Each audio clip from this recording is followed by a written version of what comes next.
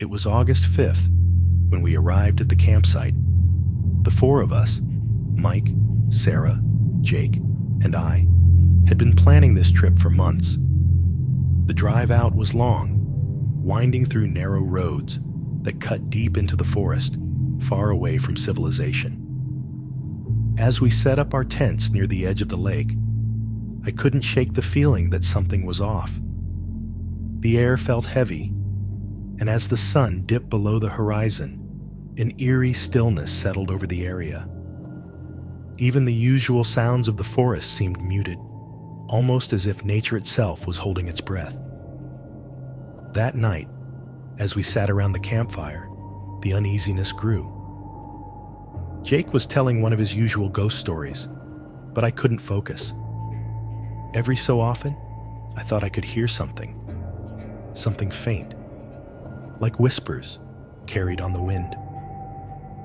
I glanced around, but the darkness beyond the firelight swallowed everything. No one else seemed to notice, so I kept quiet, not wanting to seem paranoid. Later, when we finally crawled into our tents, the whispers grew louder. They were still faint, but now they seemed to come from all directions, circling the campsite. I sat up, straining to listen, trying to convince myself it was just the wind rustling through the trees. But there was something unsettling about the rhythm of the sounds. Too deliberate, too precise. My heart raced, but eventually, exhaustion took over, and I drifted into a restless sleep. The next morning, I brought up the noises to the group, but they just laughed it off. Probably just the wind, Mike said with a shrug. But I couldn't shake the feeling that we weren't alone out here. Something was watching us, lurking just beyond the shadows, and whatever it was waiting.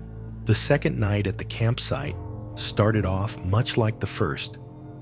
We spent the day exploring the nearby trails, swimming in the lake, and trying to shake off the lingering unease. But as the sun began to set, that strange tension returned, heavier than before. The forest seemed quieter, as though all the wildlife had retreated, leaving only us in the growing shadows. As we sat by the fire that evening, I noticed Sarah kept glancing towards the lake. Finally, she broke the silence. "Did any of you see that?" she asked, her voice barely above a whisper. We all turned to look, but the lake was as still as glass, reflecting the last sliver of daylight. Jake chuckled, shaking his head. "You're just spooking yourself," he said, but I could see the doubt in his eyes. It wasn't until later, after everyone had settled into their tents, that the real strangeness began. I couldn't sleep, not with the memory of Sarah's nervous glances still fresh in my mind. Then I saw it, a faint, pulsing light coming from the middle of the lake. It wasn't strong, just a soft glow, but it cut through the darkness like a beacon. I blinked, thinking it might be a trick of the eye, but when I looked again, it was still there, shimmering just below the surface of the water. My stomach tightened with dread. I woke Mike quietly, careful not to disturb the others. He groggily followed my gaze to the lake, squinting against the darkness. "What the hell is that?" he whispered, his voice filled with confusion. Neither of us had an answer, but we couldn't look away. The light pulsed steadily, almost hypnotic, and with each pulse, the unease in my chest grew stronger. We sat there for what felt like hours, watching that strange glow from the safety of our tents. Neither of us dared to investigate. It wasn't until the light finally faded that we let out the breath we'd both been holding. But the fear didn't fade with it. If anything, it felt more real, more present. Something was out there, something we couldn't explain. The next day, the atmosphere between us was tense. Sarah and Jake could tell something had happened, even though Mike and I hadn't mentioned the strange light. But after breakfast, Mike finally spoke up. "We saw something last night," he said, his voice serious. He explained the glow in the lake, and I could see the fear flicker across Sarah's face. "We need to check it out," she said, her voice shaky but determined. Reluctantly, we decided to investigate. We grabbed the small inflatable boat we had brought for fishing and paddled toward the center of the lake. The water was unnaturally calm, and every stroke of the oars seemed to echo through the still air. As we got closer to where we'd seen the light, that sense of dread returned, settling in my chest like a weight. I couldn't shake the feeling that something was watching us from beneath the surface. When we reached the middle of the lake, Sarah leaned over the edge of the boat, peering into the depths. For a moment, nothing happened. Then, the light appeared again, brighter and more intense than before. It was right beneath us now, casting an eerie glow that rippled through the water. We all froze, transfixed by the unnatural glow. My heart pounded in my chest, and a cold sweat broke out on the back of my neck. Suddenly, the boat jerked violently to one side, nearly tipping us into the water. We scrambled to balance ourselves, but the light beneath us was gone as quickly as it had appeared. The lake returned to its peaceful stillness, as if nothing had happened. We sat there in stunned silence, breathing heavily and exchanging terrified glances. "We need to get out of here," Jake said, his voice barely above a whisper. Without another word, we paddled back to shore as fast as we could. But even as we put distance between ourselves and the center of the lake, I couldn't shake the feeling that whatever was down there wasn't done with us yet. That evening, none of us spoke much. We sat around the fire, each lost in our own thoughts, the eerie glow of the lake still fresh in our minds. The silence between us felt heavy, like the weight of some unspoken truth. Sarah kept glancing over her shoulder toward the water, her face pale and tense. Jake, usually the one to crack jokes, was unusually quiet, staring into the flames with a furrowed brow. I knew we were all thinking the same thing. What had we seen out there? Just as we were about to call it a night, the light returned. This time, it wasn't a faint glow beneath the surface. It was a radiant beam, piercing through the water and illuminating the campsite. We all stood frozen, watching in disbelief. The light wasn't frightening anymore. Instead, it felt peaceful, calming even. The fear that had gripped me for the past few days began to dissolve, replaced by a strange sense of awe. Mike was the first to speak. "Maybe it's just something natural," he said softly, his voice carrying a sense of wonder, like some kind of rare phenomenon. I nodded slowly, unable to tear my eyes away from the mesmerizing light. It pulsed gently, casting an otherworldly glow over the trees in our campsite. Whatever it was, it no longer felt threatening.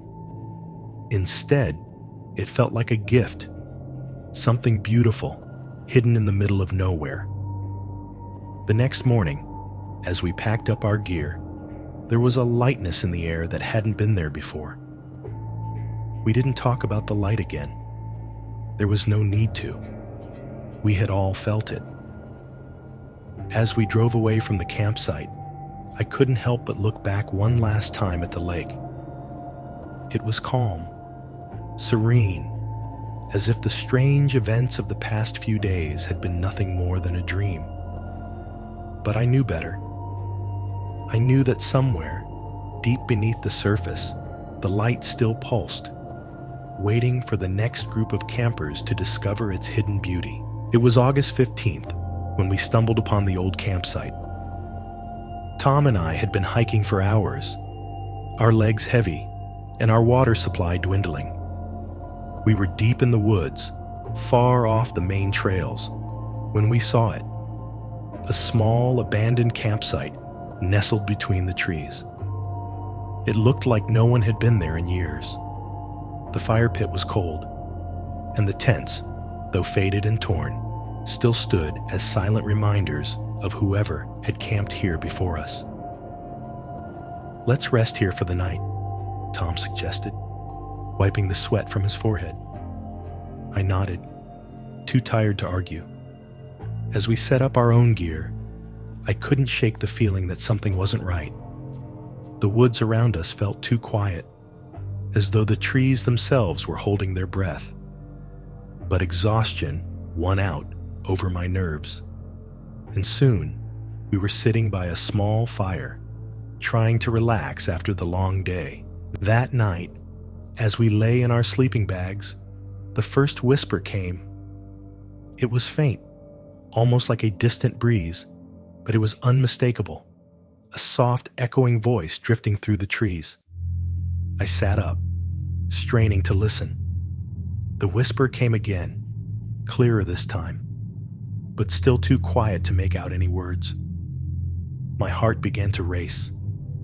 I nudged Tom awake, but by the time he opened his eyes, the whisper had faded, leaving only the sound of the crackling fire and the rustling leaves.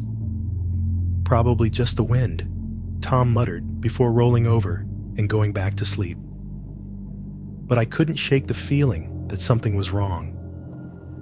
I lay awake for hours, staring up at the dark canopy of trees above us, my mind racing with questions. What was that sound? Was it really just the wind?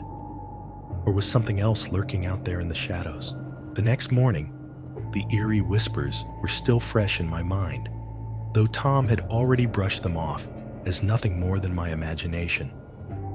As we packed up our things, I noticed something strange.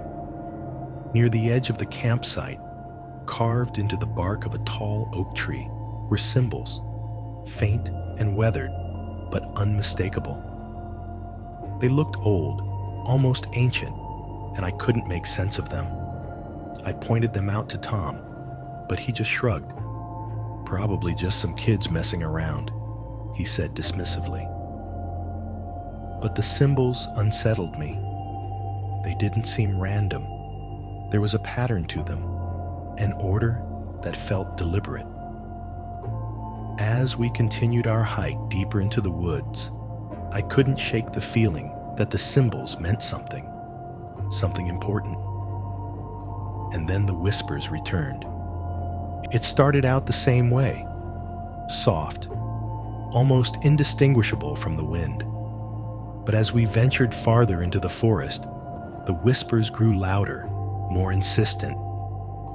This time, they seemed to follow us, weaving through the trees, echoing off the trunks. I could see the tension in Tom's posture now, too. He wasn't admitting it, but he was hearing them as well. The deeper we went, the more frequent the whispers became, until it felt like we were surrounded. By the time we stopped for lunch, both of us were on edge. The forest around us felt darker, more oppressive, as if the trees themselves were closing in. I couldn't shake the feeling of being watched. "We should head back," I suggested, trying to keep the fear out of my voice. But Tom shook his head. "We're fine," he said, though his voice lacked its usual confidence. Still, something was wrong, and we both knew it. That night, we camped again, this time deeper in the woods than before. And again, the whispers came. This time, they were clearer, and I swore I could make out a word, though it was so faint that it sent a chill down my spine. Stay. By morning, both of us were rattled. The whispers had grown louder throughout the night, echoing through the forest like a warning. We hadn't spoken much, but I could see the fear etched on Tom's face. He was no longer pretending everything was fine. "We need to get out of here," I said, my voice trembling. Tom nodded this time, his usual bravado gone. We quickly packed up our things and started heading back, but as we retraced our steps, something felt off. The trail we had followed into the woods now seemed unfamiliar, twisted somehow. Landmarks we had passed the day before were nowhere to be found, and in their place were more trees marked with those strange, ancient symbols. Panic began to set in. "This isn't right," I muttered, glancing nervously around. Tom quickened his pace, but no matter how far we walked, it felt like we were going in circles. The whispers returned, louder and clearer than ever. This time, they weren't distant. They were right beside us, surrounding us. The word I had heard the night before, "stay," echoed through the trees again and again, growing more insistent with each passing minute. My heart raced, my breath coming in short, panicked gasps. I could feel the walls of the forest closing in around us, trapping us in some kind of unseen web.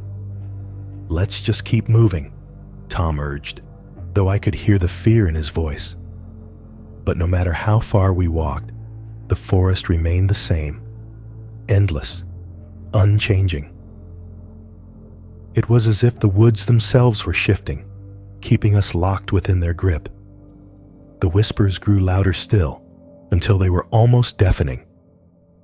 My mind raced, desperate for an explanation, but none came. All I knew was that we were lost, and the forest wasn't letting us go. As the sun began to set, casting long shadows across the ground, I spotted something ahead. An old campsite, overgrown with weeds and barely visible through the underbrush. It looked just like the one we had found when we first entered the woods. My blood ran cold. "Tom, we've been here before," I whispered. But when I turned to look at him, his face had gone pale, eyes wide with terror. "No," he breathed, shaking his head. "This isn't possible." We stood frozen in place, staring at the old campsite that seemed to have materialized out of nowhere. My stomach churned with fear. It wasn't just the campsite that was familiar. It was the same one we had found 2 days ago, down to the smallest detail. The cold fire pit, the faded tents, the eerie stillness that hung in the air. It was as if the forest had pulled us back to the very spot we had tried to escape. Tom began pacing in a frantic circle, his eyes darting around the clearing. "This can't be happening," he muttered under his breath. I felt the same panic rising in my chest, my mind struggling to make sense of what was happening. How had we ended up back here? We had been walking for hours in the opposite direction. But no matter how much we tried to rationalize it, the truth was undeniable. The forest wasn't letting us leave. The whispers returned, louder now than ever, echoing all around us. I could feel them vibrating in my chest, creeping into my mind, making it hard to think. They weren't words anymore. They were emotions, fear, desperation, a suffocating sense of being trapped. I clutched my head, trying to block them out, but it was no use. The forest had us, and it wasn't going to let us go. Then, out of the corner of my eye, I saw it. Lying on the ground, near one of the old tents, was a small, leather-bound journal. It looked ancient, its pages yellowed and brittle with age. I picked it up with trembling hands and flipped it open. The writing inside was faded, but readable. It was a diary of sorts, filled with frantic entries detailing the same whispers, the same symbols, the same inescapable feeling of being watched. The final entry was dated August 14th, the day before we had arrived. But the handwriting looked like it had been written decades ago. I showed the journal to Tom, and his face turned ashen. "This isn't possible," he whispered. But deep down, we both knew the truth. The forest wasn't just playing tricks on us. It was alive, and it had trapped us in its endless loop of time and fear. As the last of the sunlight faded and the darkness of the forest closed in around us, the whispers grew louder, more insistent, filling the air with their eerie chorus. And then, as if the forest had decided we were no longer worth toying with, everything fell silent. We were alone. But somehow, I knew that wasn't the end of it. It was September 10th when I arrived at the campsite. I had been looking forward to this trip for months, a chance to get away from the chaos of the city and clear my head. The campground was deep in the forest, miles away from the nearest town, and I was completely alone. That's exactly how I wanted it. I set up my tent near the edge of a small clearing, surrounded by tall, looming trees that seemed to stretch endlessly into the sky. As the sun began to set, a quiet calm settled over the campsite. The only sounds were the rustling of the leaves and the occasional chirp of a bird. But as the light faded and darkness took hold, that calm started to feel oppressive. I couldn't shake the feeling that something was off. It wasn't anything obvious, just a vague sense that I wasn't as alone as I thought. I tried to ignore it, telling myself it was just the isolation playing tricks on my mind. But as I sat by the fire, I felt eyes on me. Every time I glanced into the trees, there was nothing there, just shadows shifting in the flickering light. Still, the sensation grew stronger with every passing minute, until it felt like a presence was standing right behind me, watching silently from the darkness. I crawled into my tent that night, trying to shake off the uneasy feeling. But the silence that had been so peaceful during the day now felt ominous. I lay there in my sleeping bag, wide awake, listening for any sound that might confirm my suspicions. And then I heard it, a faint rustling, like footsteps moving through the underbrush. My heart raced, and I held my breath, straining to hear. But after a few moments, the sound stopped, and the forest fell silent once more. I told myself it was just an animal passing by, but deep down, I knew better. The next morning, the campsite felt different. The unease from the night before lingered, a heaviness in the air that I couldn't shake. As I stepped out of my tent, I froze. There, in the soft earth around my campsite, were footprints. Large, human-like footprints. They circled my tent in a wide arc, coming unnervingly close before veering off into the woods. My heart pounded in my chest as I crouched down to get a better look. The prints were deep, the toes clearly defined, as if someone, or something, had been carefully pacing around my tent while I slept. I couldn't understand it. No one else was supposed to be here. The campground was remote, far from any hiking trails or roads. And yet, the footprints were there, clear as day. I felt a chill run down my spine. What kind of person would sneak around a campsite in the dead of night without making their presence known? The thought made my skin crawl. I tried to brush it off, convincing myself that maybe it was some lost hiker passing through. But the uneasy feeling stuck with me all day. Every time I wandered too far from camp, I found myself glancing back over my shoulder, half expecting to see someone standing at the edge of the trees, watching me. but there was never anyone there. Just the endless expanse of woods, silent and still. By the time evening rolled around, the dread had settled deep in my bones. I built up the fire as large as I could, hoping its warmth and light would chase away the growing fear. But as the shadows grew longer and the forest darkened around me, that familiar sense of being watched returned. It was stronger this time, more insistent, as if whoever, or whatever it was, had drawn closer. I told myself it was all in my head. But as I lay in my tent that night, the sound of soft, deliberate footsteps circling my campsite returned. This time, I couldn't ignore it. I lay there, frozen, my heart thudding in my chest as the footsteps continued. They were slow, deliberate, as if whoever was out there wanted me to know they were there, circling just beyond the firelight. My mind raced with possibilities, but none of them made sense. Why would someone be lurking out here in the middle of nowhere, creeping around my tent in the dead of night?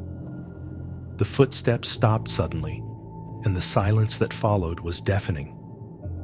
I strained to listen, every nerve in my body on high alert. The air inside the tent felt stifling, but I was too afraid to move, too afraid to look outside. I gripped my flashlight, trying to steady my shaking hands. Should I call out? Should I confront whatever was out there? But the thought of speaking, of breaking the fragile silence, terrified me even more. Minutes passed, though it felt like hours. The forest outside remained eerily quiet. I started to believe that maybe, just maybe, whatever had been out there was gone. I let out a shaky breath, my muscles aching from the tension. I closed my eyes, willing myself to relax, to fall asleep. But then I heard it again, closer this time. A single, deliberate step right outside my tent. My eyes flew open, panic flooding my veins. Whoever was out there was standing mere feet from me, just on the other side of the thin layer of fabric separating us. I held my breath, waiting for the next sound, but none came. Instead, I felt a presence, an overwhelming, suffocating sense that I wasn't alone.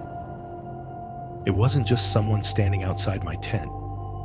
They were watching me, silently, patiently. I stayed like that for hours, too scared to move, too scared to breathe. But eventually, the exhaustion overtook me, and despite the fear, I drifted into a restless sleep, haunted by the thought of the silent watcher standing just beyond my reach. I woke up to the sound of birds chirping, the morning light filtering through the thin walls of my tent. For a brief moment, I felt a sense of relief wash over me. Maybe it had all been a bad dream. But as I slowly sat up, the events of the night before came flooding back, and the dread returned. I cautiously unzipped the tent and stepped outside, the crisp morning air doing little to calm my nerves. The first thing I did was scan the ground around my campsite. Sure enough, the footprints were there again, more of them this time, and closer to my tent than before. They crisscrossed the campsite, weaving in and out of the trees, as if whoever or whatever had been circling me for hours. My stomach twisted with fear. This was no coincidence, no random passerby. Someone had been watching me, studying me, and I had no idea why. I packed up camp quickly, my hands shaking as I stuffed my gear into my bag. The sense of being watched hadn't left me. In fact, it felt stronger than ever, as though eyes were boring into me from every direction. The feeling was so overwhelming that I found myself glancing over my shoulder constantly, half expecting to see a figure lurking in the shadows. But the forest remained still and silent, as if mocking my fear. By the time I was ready to leave, my mind was racing with questions I couldn't answer. Who had been outside my tent? Why hadn't they revealed themselves? And more importantly, what did they want from me? I wanted nothing more than to get out of the woods, to escape the suffocating sense of dread that had settled over me like a heavy fog. But something told me it wouldn't be that easy. As I started walking down the narrow trail that led back to civilization, the forest seemed different. The trees that had once seemed so majestic and peaceful now felt oppressive, their branches reaching out like skeletal fingers, blocking the sunlight and casting long, sinister shadows across the path. Every rustle of leaves, every snap of a twig made me jump, my heart pounding in my chest. I felt like a hunted animal, always on the verge of bolting. The farther I walked, the more the forest seemed to close in around me. The path that had been so clear on the way in now felt twisted, unfamiliar, as though the woods themselves were trying to trap me. My footsteps quickened, driven by the gnawing fear that I wasn't alone.